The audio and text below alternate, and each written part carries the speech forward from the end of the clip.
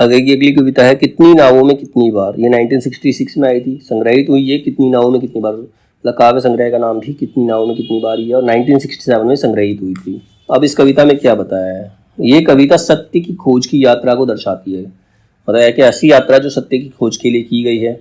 व्यक्ति सत्य की खोज में बार बार भटकता रहता है, वह तथ्य को सत्य समझकर उसके पीछे जाता है, मतलब जो उसके जीवन में आता है उसी को सच मान लेता है और उसके पीछे भागने का प्रयास करता है।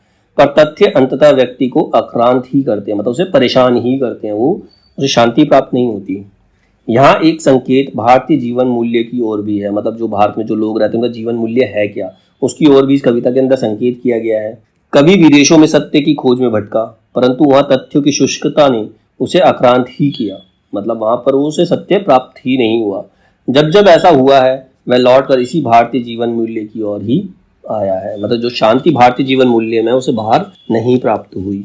इसीलिए इस कविता का नाम है कितनी नावों में कितनी बार, मतलब अलग अलग जाकर उसने सत्य खोजने का प्रयास किया। इसकी महत्वपूर्ण काव्य पंक्ति क्या है, और कितनी बार कितने जगमग जहाज मुझे खींच कर ले गए कितनी दूर, किन पराए देशों की बेदर्द हवाओं में जहां नंगे अंधेरों को और भी उघाड़ता रहा है एक नंगा तीखा निर्मम प्रकाश, जिसमें कोई प्रभामंडल नहीं बनते, केवल चौंधियाती है तथ्य तथ्य सत्य नहीं अंतहीन सच्चाइयां।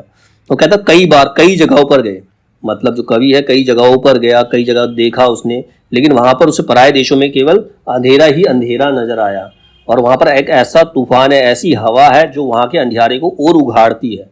मतलब वहां के लोग इतने निर्मम हैं, ठीक है, उनके अंदर मोह नहीं है, प्रेम नहीं है, तो वो सब चीजें उसने वहां देखी, वहां पर उसे सत्य मिला ही नहीं।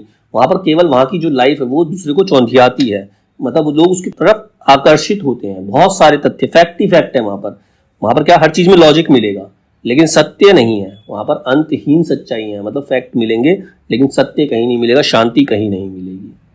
तो यही इस कविता के अंदर बताया गया है।